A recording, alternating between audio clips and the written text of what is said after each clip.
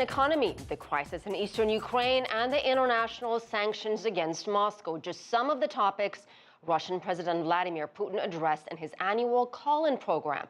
He answered countless questions from all over the country. CCTV's Tom Barton watched a 4-hour marathon event from Moscow.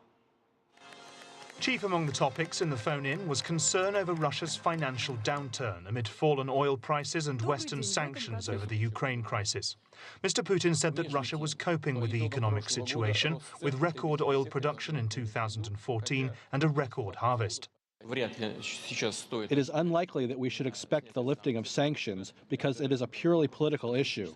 These are strategic questions on our cooperation for some of our partners to contain our development. And by the way, I believe it is not directly related to the events in Ukraine anymore.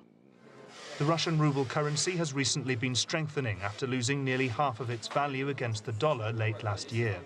President Putin said that Western sanctions would only make the Russian economy more self-reliant and that unemployment and government debt in the EU and US were worse than in Russia. He spent much of the phone-in answering worries from business owners, workers and pensioners. The president said that Russian supplies of S-300 anti-aircraft missiles to Iran would be a deterrent factor in the Middle East, despite international criticism that the supplies could derail an agreement to limit Iran's nuclear program.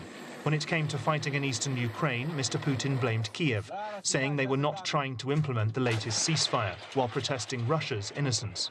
The question is, are there our troops in Ukraine or not? I tell you straight and definitely, there are no Russian troops in Ukraine.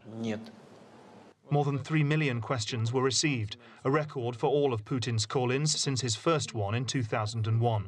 Tom Barton, CCTV, Moscow.